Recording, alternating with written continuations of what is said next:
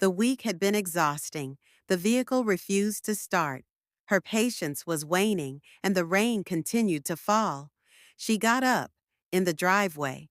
She had no one else to call because her husband was out of town on business, so she called her nephew, the only person she hadn't seen in months, with her arms crossed and her hair slightly damp from the drizzle, as if wishing it might spring back to life. An hour later, he showed up in his pickup truck and stepped out, grinning familiarly, which instantly eased her annoyance. He was taller now, with wider shoulders and a calm assurance in his demeanor. Like the technician he had become, his hands were already greasy and his dark hair was disheveled by the wind. When he was younger, she recalled holding that same hand and helping him cross the street while she dried his tears from scratched knees. However, those same hands were suddenly fixing engines and holding tools. He questioned, looking towards the car. "Still giving you trouble?" She forced a weary smile. "It hates me." His quiet, calming laugh nearly brought her back to the present. They worked side by side as he retrieved his toolkit and opened the hood. He worked primarily as she gave him tools and observed his purposeful movements. There was a rhythm to his movements as though he belonged here in the peaceful hum of the garage, surrounded by tools, oil, and patience. The air between them was close together and smelt of petrol and light cologne. It was weird how cozy and organic everything felt. At first, they primarily discussed trivial topics, such as his new work at the car dealership down the highway and his family. Then old tales began to surface, and she chuckled when he recalled how she had burned her toast during his childhood visit. He laughed when she would sing off-key lullabies to get at him. It was as easy as finding a tune you forgot you loved again. She became aware of it when their hands briefly touched for the first time while he handed her a wrench. She hurriedly withdrew, feigning to dust her jeans as her fingers tingled. He remained silent, but his eyes darted around, taking in everything. A silent recognition of something unsaid, but very present, was now in the air. She noticed that she was staring at him for longer than she should have as he bent next to the engine and used the back of his hand to wipe perspiration from his brow.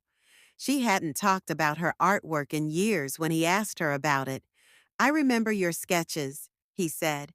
"I used to hang them on my wall." She was moved by that brief remark, not by the artwork, but rather because he remembered her and still thought she was someone worth remembering. The light in the garage flickered. The rain drummed against the windows, and something started to change in that tiny mechanical cocoon between the warmth of shared memories and the hum of tools. Something that was unmistakably quiet, unexpected, and just waiting to be felt, yet didn't quite fit into words yet. The following day, she noticed that she was looking at the clock more frequently than normal. He promised to return to complete the task, but she had other reasons for wanting to see him besides the automobile. He rolled up his sleeves to reveal his forearms and started working right away. But this time, there was a different vibe in the air, calmer and more conscious, and there was a lightness in his voice when he came that made her grin before he even spoke a word. They synchronized their movements. Before he could say what tool he needed next, she handed it to him without having to ask. There was no sympathy in his eyes, only an understanding that it was uncommon for her to feel seen in that way, without being judged and without having to defend herself. He talked about his time away and how he nearly didn't return, and she told him about the loneliness that had infiltrated her home without her realizing it. Even though the responses startled her, she answered honestly, telling him she missed being wanted. He asked topics no one else bothered to ask, including what made her laugh recently, what she missed about being younger, and what she would do if she could start over. The way someone looks at you as though you matter and that you still have life inside of you, not in a shallow way. Her candor didn't make him wince. He only nodded as though he had been anticipating it. She had a trace of oil on her face. With a careful, focused touch, he softly cleaned it with his thumb. Neither he nor she moved. They both felt something from that fleeting touch that neither of them could describe. He lowered his voice a little. He also informed her that she appeared different, more self-assured and alive. She stood there not knowing what was happening, but not wanting to stop it because her breath froze in her throat, not because of what he said, but because of the way he said it. Leaning back against the car with his arms crossed, he watched her intently, as if he were trying to discern something between her words. His eyes weren't indecent or suggestive. Something had changed, and it wasn't just the way they looked at one another, it was more than that. A connection was growing from areas they weren't even aware existed. She felt her heart accelerate, not out of fear, but recognition. She tried to relieve the strain by laughing abruptly, but even that felt burdened. For a brief period, he and she were the only two individuals hiding in a garage from the outside world as they laughed together. The rain started to pour again, harder this time, as though it were reflecting everything they didn't say to each other. She didn't need a mirror to know that her eyes spoke louder than his. And he did too. They didn't talk on it or cross lines, but the line was there now, glowing and quivering. She nodded as he put away his equipment and promised to return tomorrow, understanding that this time it wasn't just the car that needed to be fixed, but also something else, this time her. The next afternoon, as though her hands were moving before her mind, she opened the garage before he had even arrived. As she was organizing things, she noticed that she was humming. When he walked in, their eyes connected quickly. It was nothing remarkable, but enough to feel different from the peaceful numbness she had become accustomed to. She understood that feeling much too well. He appeared exhausted but focused, as if he had been thinking too much. He continued where he had left off, inspecting wires and tightening nuts, but his focus kept going to her and hers to him. Their conversations were now heavier but shorter, as though they were each picking their words more carefully. She filled 2 glasses with water and gave him one. Once more, their fingertips touched. This time, none of them pulled away. Instead, there was a silent interval during which neither of them dared to speak, but it was more powerful than anything they could have spoken. They relived their memories, but they were now different. Not simply sentimental tales, but also admissions interwoven with giggles. She revealed how alone she had felt for years and how her days had become monotonous. He talked candidly about his own uncertainties about his place in the world and who actually saw him.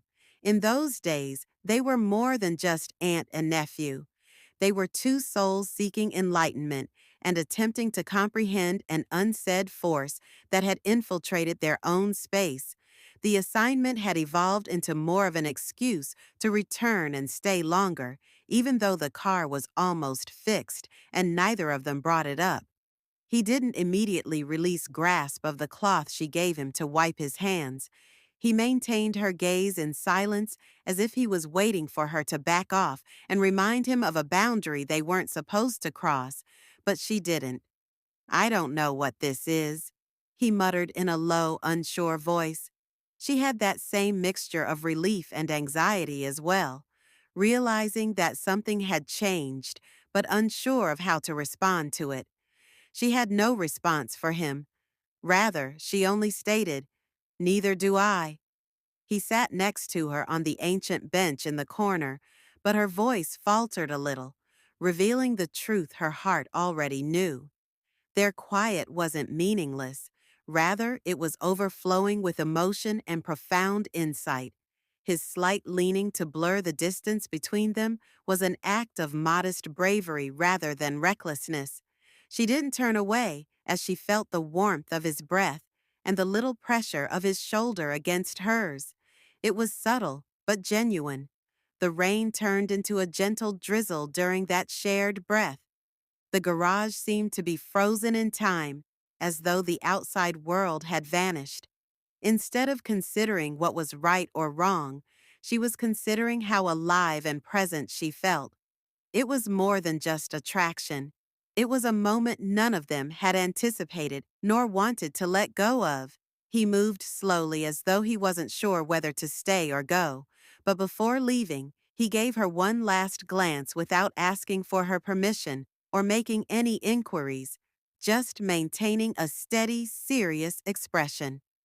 Her heart raced as the door closed behind him, not because she was confused, but rather because of something that was obviously developing silently between them. She didn't get much sleep that night, and every time she closed her eyes, she relived how he looked at her, how he sat quietly next to her, and how everything between them had changed without a word to prove it. There was a calm in the morning that made everything seem heavier. She kept the garage open in case he returned or decided that whatever had sparked between them was too much to handle, but she had no idea what to anticipate. He arrived later than normal, but his body's hesitancy when he entered said it all. He was uncertain, but not aloof. There was a reflection of her own emotions in his gaze, a silent storm of anxiety, curiosity, and something far more profound. She gave him a gentle greeting without needing to explain. The distance between them felt familiar, but now it was alive with the weight of their unspoken words rather than filled with expectations. It took very little time to do the last repair. After a few tweaks and a last test, the engine started up again.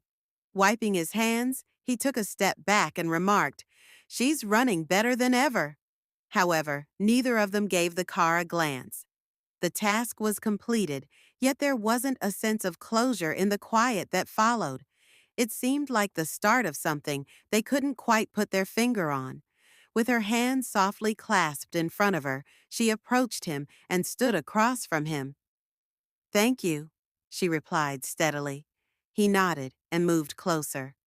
"You don't have to thank me," he said in a quiet, earnest voice. "I didn't come back just for the car." "For fixing it for everything," he said.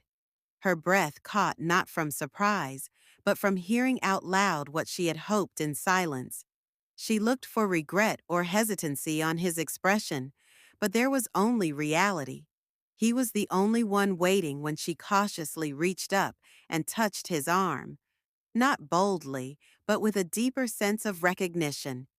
The silent electricity that had been developing between them suddenly had nowhere to hide due to the warmth between them. She muttered, "I'm not sure where this is going."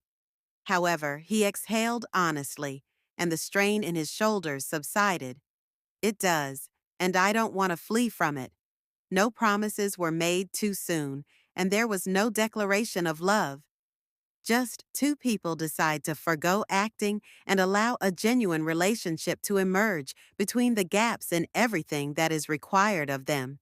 He leaned in and lightly pressed his forehead to hers. It was a simple, intimate, and precious moment, a moment based on sincerity, concern, and a calm intensity that doesn't shout, it simply remains. Not only her day, not just the car. She understood that whatever happened next would be genuine since something deeper had been healed. Real, not hurried, not incorrect,